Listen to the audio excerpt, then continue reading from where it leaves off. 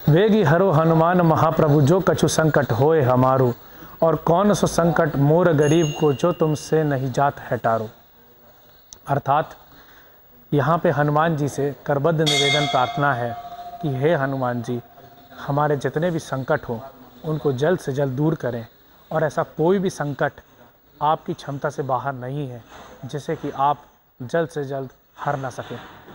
संसार का कोई भी संकट हनुमान जी की गदा के नीचे तुच्छ मात है। पाप, पुण्य और संचित कर्म, इन तीनों को मिला के मनुष्य का प्रारब्ध बनता है। हम अपने इस जीवन में जो कोई भी कार्यक्रम करते हैं, चाहे वो पाप करें, चाहे पुण्य करें, चाहे जो भी संचित कर्म करें, उन सब का प्रभाव हमारे जीवन पे पड़ता है। और बहुत सालों से ऋषि मुनि और जितने भी हमारे गुरु हुए हैं, जो गुरुजन हुए हैं, उनका यही कहना है, पाप, पुण्य, संचित कर्म, इन पे मनुष्य को अपने जीवन में सबसे ज़्यादा ध्यान देना चाहिए।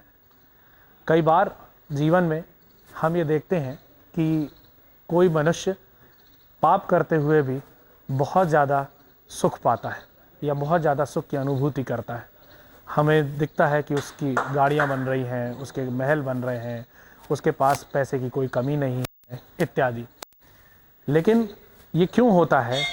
वो उसकी एक थ्योरी है, and the theory says that whatever we do in our life we accumulate good or bad deeds that are being inculcated in our life। अर्थात कि हम अपने जीवन में जो भी बुरे काम करते हैं और जो भी अच्छे काम करते हैं, वे सब जितने भी होते हैं वो एक्यूमुलेट होते रहते हैं, यानी संचित होते रहते हैं। जब कोई व्यक्ति बुरा काम करता है और फिर भी उसको सफलता की अनुभूति होती है, तो फिर भी इसलिए होती है क्योंकि हमारे जो अच्छे कर्म होते हैं वो बुरे कर्मों के सामने खड़े हो जाते हैं। जैसे जैसे कि हम बुरे काम करते जाते हैं, वो अच्छे कर्म जो होते हैं वो कटते जाते हैं, और एक समय ऐसा आता है जब अच्छे कर्म समाप्त हो जाते हैं। ये वो समय होता है जब इंसान के पतन का कारण होता है, जिसे हम नॉर्मल भाषा में ये कहते हैं कि पाप का घड़ा भर गया है। तो कहने का मतलब यहाँ ये है कि अगर कोई बुरे काम कर रहा है और उसको उन्नति मिल रही है, तो वो इसलिए नहीं मिल रही है कि वो बहुत महान है या वो बहुत चतुराई से कार्यक्रम कर रहा अपना। उसको उन्नति सिर्फ इसलिए मिल रही है क्योंकि उसके जो अच्छे कर्म हैं वो अभी उसके सामने खड़े हैं और वो अभी कटे नहीं हैं। और इन्हीं सब का लेखा जोखा जो है वो प्रभु रखते हैं। इस कथा को जो मैंने आपको बताया, इस थ्योरी को जो मैंने आपको बताया, इसमें सबसे बड़ा जो हाथ होता है वो प्रभु का होता है। ऐसे ही संकट मोचन, ऐसे ही कर्मों को काटने वाले, ऐसे ही प्रभु के यहाँ आज हम आए हैं। एमपी दर्शन चैनल में आपका बहुत बहुत स्वागत है। मैं सौरभ सबलोग, कैमरामैन शेखर के साथ आज आप पहुँचे हैं। नमस्कार, बहुत बहुत स्वागत है आप लोगों का। आज हम आ गए हैं एमपी दर्शन चैनल को लेकर दक्षिण मुखी सिद्ध हनुमान मंदिर, खारी घाट, जबलपुर में। ये मंदिर रेलवे स्टेशन से, जबलपुर रेलवे स्टेशन से करीबन 8 किलोमीटर की दूरी पर है। इसको हनुमानगढ़ी मंदिर भी कहा जाता है। ये जो मूर्ति आप सामने देख पा रहे हैं, ये हनुमान जी की एक बहुत ही प्राचीन और प्रसिद्ध मूर्ति है। कहा जाता है कि इस मूर्ति का जो उत्पत्ति है, इनका जो प्रागट्य है, वह भी एक चमत्कारिक ढंग से किया गया है। दक्षिण मुखी सिद्ध हनुमान मंदिर खारी घाट में ये जो आप मूर्ति देख पा रहे हैं, ये बड़ी ही चमत्कारिक ढंग से जो है अपने भक्तों को दर्शन देने प्रकट हुई। बताया जाता है कि नागपुर से कुछ लोग बहुत समय पहले यहाँ पे रहने आए थे। ये सबसे पहले जहाँ ये आप देख पा रहे हैं मंदिर है, ये मंदिर नहीं, एक टीला सा था, और इसके बाजू में जो है नर्मदा जी बहती थी, यानी रिवर नर्मदा यहाँ बाजू से बहती थी। इस टीले में रहने के लिए उनके पास कोई जगह नहीं थी, तो उन्होंने इस टीले की साफ़ सफाई करी। उस साफ़ सफाई के दौरान ही ये मंदिर, ये मूर्ति जो है वो प्रकट हुई। सबसे पहले मूर्ति का सिर प्रकट हुआ, उन्होंने जब ये सिर देखा तो वो सब घबरा गए, और यहाँ पे जो लोग रहते हैं, यहाँ पे जो उस समय लोग रहते थे, उनके पास आए। उन्होंने बताया कि एक मूर्ति या एक सर वहाँ पे मिला है। आसपास के स्थानीय लोग दौड़ के गए और उन्होंने उस मूर्ति को निकालना शुरू किया। क्रमबद्ध तरीके से जब उस मूर्ति को पूरा निकाला गया तो ये भी देखा गया कि मूर्ति के नीचे वाले भाग में, नीचे वाले पोर्शन में शनिदेव की भी मूर्ति इसमें जुड़ी हुई है।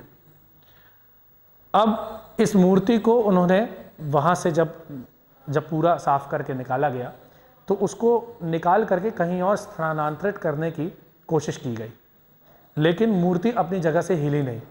बहुत लोगों ने प्रयास किया और भी लोग गांव से और इधर उधर से बुलाए गए, जिन्होंने सब ने कोशिश की कि मूर्ति को एक जगह से दूसरी जगह ले जाया जा सके। बहुत प्रयासों के बाद जब वो मूर्ति नहीं हिली तो इसी जगह पे उस मूर्ति की स्थापना की गई। तो आप जो ये जगह देख पा रहे हैं, ये वही जगह है जहाँ पे की मूर्ति की स्थापना की गई है। ये मूर्ति अपनी जगह से नहीं हिलाई गई।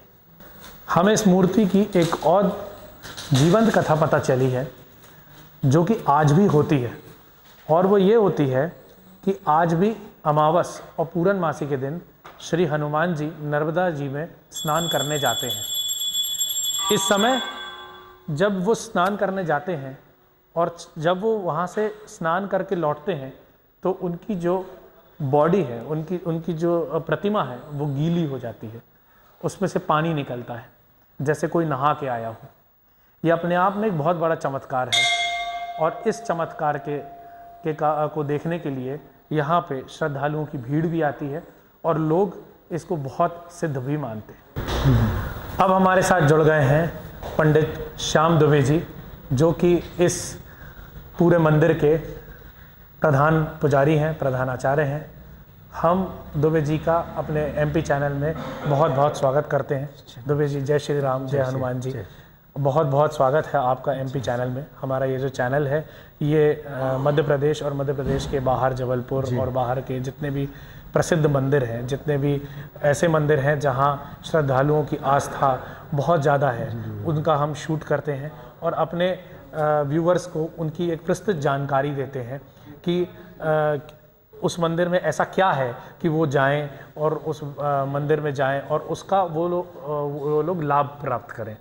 तो इसी श्रृंखला में आज हम आपके इस मंदिर आए हुए हैं, और गुरुजी आपका बहुत बहुत स्वागत एक बार फिर से हमारे चैनल में।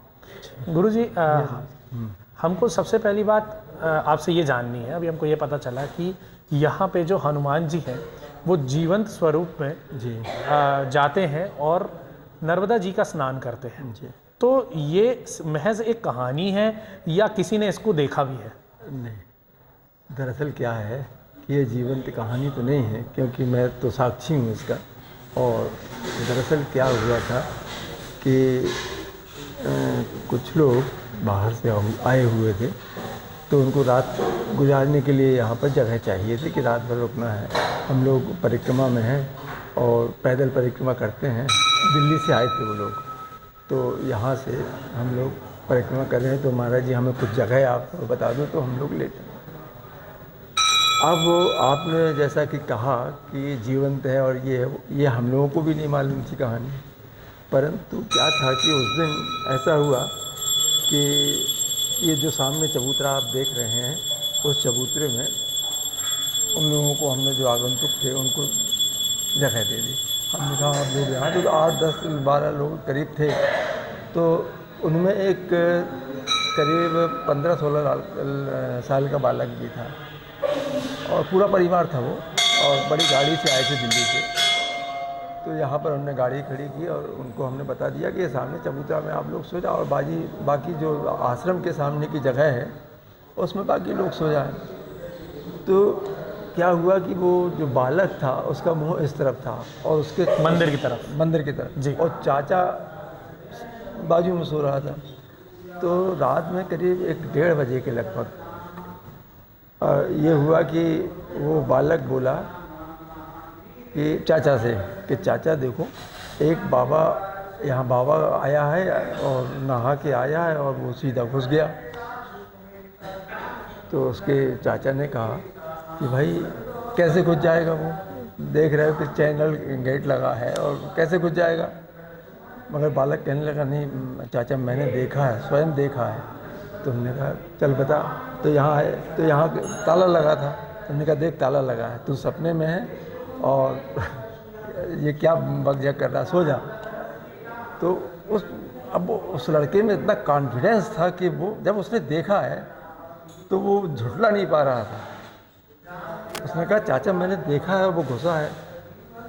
अब ये हुई तो क्या था कि उसने उनके साथ एक जो परिवार के साथ उनका आधा हकीकत आधा फसाना, जो आप एक चैनल चलता है, उनको फ़ोन लगाया कि आपकी जो शूट करते हैं आप लोग, एक यहाँ की भी कहानी आप आओ देखो। तो उन्होंने कहा था किस दिन की कहानी है।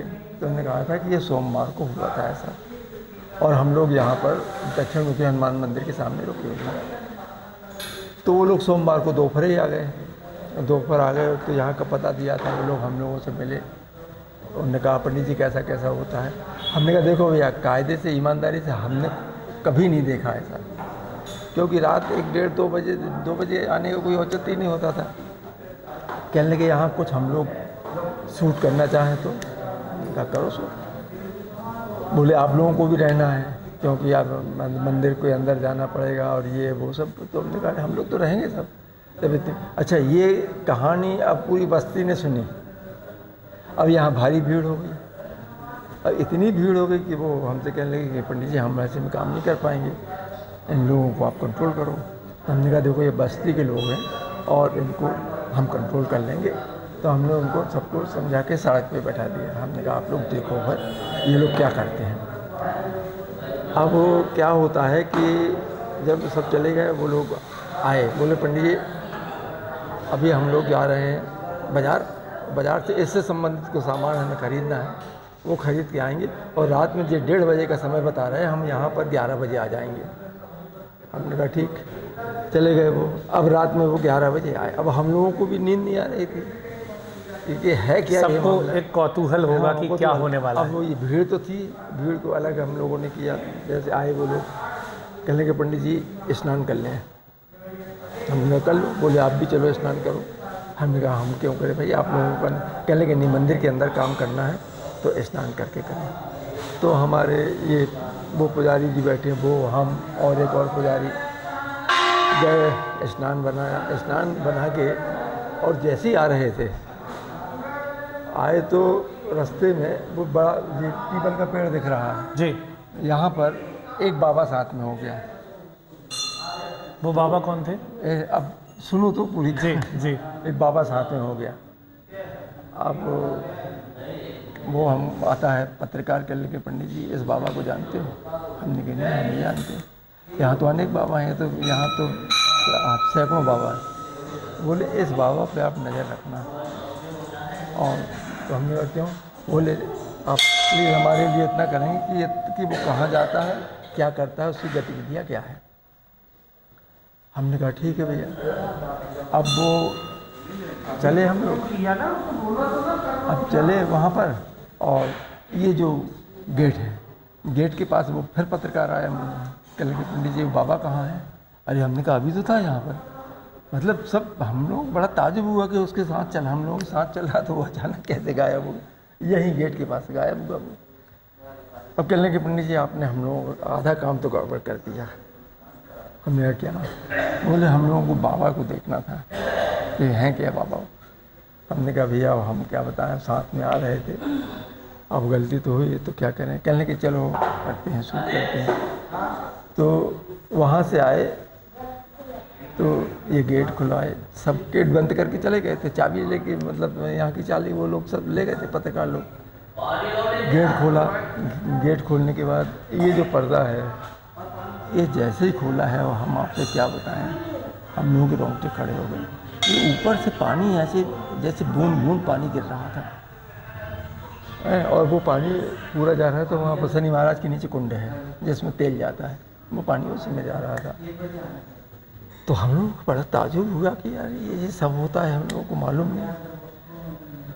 ले दे के फिर ये हुआ तो वो बाज़ार से कुछ पेपर वेपर लाए थे हमने, बल्कि उस आपने देखा हो तो उसमें हमारा इंटरव्यू भी है।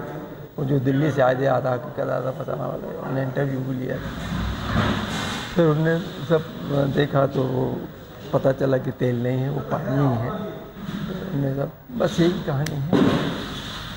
तो उसके बाद से निरंतर ये प्रक्रिया चलती रहती है कि एक ही बार ऐसा हुआ है? नहीं, ये अक्सर होता है। हम लोग सुबह आते हैं चोला बंधन वगैरह चढ़ाने के लिए, तो मूर्ति में गीलापन रहता है, क्योंकि अब 1-1:30 बजे रात की बात है और बूंद बूंद पानी गिरेगा और वहाँ से निकल जाता है, तो उतना नहीं। मगर जो मूर्ति में गीलापन रहता है वो हल्का हल्का हम लोगों को महसूस होता है। अब चूँकि हम लोगों को ये भी डर रहता है कि हम रात में आके देखें सुने, तो भैया ये हम लोगों के नहीं, क्योंकि ये एक ऐसे दोजा की कहानी है कि उसके बारे में आप जानते हैं। ये है, और ये बात तो ये आधा हकीकत आधा बताने वाले अभी भी दिखाते हैं। जी जी जी, आपने देखा हो जी, तो कभी भी देखना वो बताएंगे। बिल्कुल, उनका एक कार्यक्रम आता है ना, सब जगह की बताते, तो लगभग वो हमेशा एक महीने में 1 आध बार इनका चित्रण कर देते हैं। गुरुजी, हम आपसे एक चीज़ और जानना चाहेंगे। ये यहाँ पे बताया गया है कि जो भी आप अर्जी लगाते हैं वो 7 दिन में पूर्ण होती है। नहीं, इसको टाइम नहीं रहता। तो ये ऐसा, अब आप देख रहे हैं पीछे, आप अर्जी का चित्र भी ले सकते हैं, ऐसा नहीं है। मगर ये है कि काम होते हैं लोगों के, कई लोगों के नहीं भी होते हैं, कोई डेफिनेट नहीं है। अब हज़ारों लोग अर्जी लगाते हैं और सैकड़ों के काम होते हैं, सैकड़ों के नहीं होते ढंग से, कोई गारंटी नहीं है, ये तो है। मगर हाँ, लोग आते हैं, दूर दूर से आते हैं, यहाँ अर्जी लगाते हैं। अब जैसे कि अब चुनाव का समय आया तो हर प्रत्याशी यहाँ आके अर्जी लगाता है, तो सब थोड़ा ना जीत जाते हैं। सब यही है, सही कहा। मतलब जो जायज़ अर्जियाँ होती, हाँ, वो स्वीकार होती।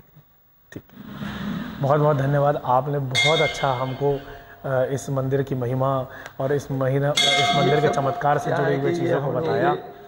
आंखों देख ये जो कार्य जो हम लोगों ने देखा था, हम लोग साथ में थे इनके जी, और कम से कम कुछ नहीं रहे होंगे 300-400 लोग बस्ती के थे साथ में जब ये उन्होंने देखा था। और तरह तरह की इनकी महिमा होती है भैया, आप इनके बारे में क्या कहा जा सकता है। ठीक है, बहुत बहुत धन्यवाद कि आपने समय निकाला हमारे चैनल के लिए, और इसी के साथ हम आपका बहुत बहुत धन्यवाद करते हैं। एमपी चैनल से जुड़े रहिए, और आपने जो हमें जो ये लाभप्रद बातें बताई हैं, ये हम चाहेंगे कि हमारे व्यूअर्स को पता चले और वो इस मंदिर में भारी से भारी भीड़ में आए। धन्यवाद। ये मूर्ति जो आप देख रहे हैं, इस मूर्ति में हनुमान जी का जो मुख है वो आपको हंसता हुआ दिखाई देगा। इसकी एक कथा पूज्य गुरु जी ने हमें बताई। इसका मतलब, इस कथा में ये है कि जब हनुमान जी सीता जी को की खैर खबर लेने जब वो लंका गए, तो वहाँ पे उन्होंने देखा कि शनि महाराज जो हैं वो रावण द्वारा उल्टा लटकाए गए हैं। उनको ये ज्ञात था कि शनि देव की जो दृष्टि है वो जिस पे भी पड़ जाती है उसका विध्वंस निश्चित है। तो उन्होंने ये सोचा कि इन ग्रहों में जो शनि देव हैं वो सबसे पावरफुल है, तो उनको सबसे पहले छुड़ाया जाए। तो शनि देव को उन्होंने वहाँ से छुड़ाया, और छुड़ाने के बाद जब वो शनि देव से बोलते हैं कि देखिए मैंने आपको छुड़ाया है, अब आप मेरी सहायता करें, तो शनि देव बोलते हैं कि आपने मुझे नहीं छुड़ाया, मैं मेरे पराक्रम के कारण यहाँ से छूट के आया हूँ।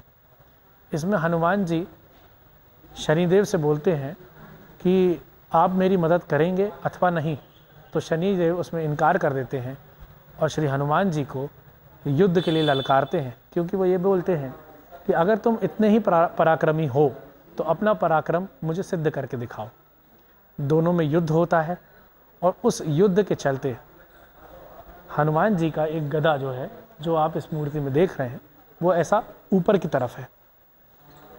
ये युद्ध का एक प्रतिबिंब है उनके। और उसी युद्ध में हनुमान जी उनको इतनी भीषण चोट पहुंचाते हैं और उन्हें अपने पैर के नीचे दबा देते हैं। जब वो दबा देते हैं तो दबाते समय वो अपना एक हाथ जो है अपने सीने पे लगाए हुए हैं। वो इसलिए लगाए हुए हैं कि हनुमान जी के सीने पे श्री राम जी और सीता जी का वास है। और हनुमान जी ये नहीं चाहते थे कि लड़ाई के दौरान, युद्ध के दौरान शनिदेव की कुदृष्टि उनके सीने पे पड़े, इसलिए उन्होंने अपना एक हाथ अपने सीने पे लगा के रखा है और दूसरे हाथ से गदे को ऊपर रख करे हैं ताकि वो शनिदेव को नीचे दबा सके। और वो इस चीज़ से हंस रहे हैं कि मैंने ही तुम्हें छुड़ाया है और तुम्हारी इस धृष्टता के कारण मुझे तुम्हें ये दंड देना पड़ा। तो ये मूर्ति का जो प्रतिबिंब ये आप देख रहे हैं, ये उसी कथा का एक परिचायक है। हनुमान जी की इस लीला का वर्णन ये मूर्ति स्वयं करती है। MP चैनल के थ्रू इस चमत्कारिक मंदिर के हमने आपको सारी झांकियाँ, झलकियाँ, कथाएं, मान्यताएं सब बताई और हम ये चाहते हैं कि ज़्यादा से ज़्यादा लोग इन कथाओं को न सिर्फ सुने, न सिर्फ एक एंटरटेनमेंट की निगाह से देखें, अपितु इसको एक श्रद्धा की और भाव की निगाह से देखें और ज़्यादा से ज़्यादा लोग आएँ इन मंदिरों को या ऐसे मंदिरों को इस मंदिरों का दर्शन करें और दर्शन करके अपनी भक्ति भावना को बढ़ाएं और लाभ उठाएं। कैमरामैन शेखर भैया के साथ मैं सौरभ सबलोक एक बार फिर बहुत बहुत धन्यवाद देता हूं अपने व्यूवर्स का और यह आग्रह करता हूं कि हमारे चैनल को लाइक करें, सब्सक्राइब करें और बेल आइकन ना दबाना भूलें, ताकि अब यहाँ से इसके आगे हम जो एपिसोड आपका शूट करेंगे, अभी नवरात्रि भी आने वाली है, उसमें हमारे कुछ स्पेशल एपिसोड्स भी आएंगे, उनको आप मिस आउट ना करें, क्योंकि हमारा एकमात्र उद्देश्य ये है कि हमारे व्यूवर्स को इस भक्ति यात्रा में ज़्यादा से ज़्यादा पुण्य, भक्ति और श्रद्धा कमाने का मौका मिले। बहुत बहुत धन्यवाद। आप सब स्वस्थ रहें, सुखी रहें और हमारे और कैमरा टीम की तरफ से जय श्री राम।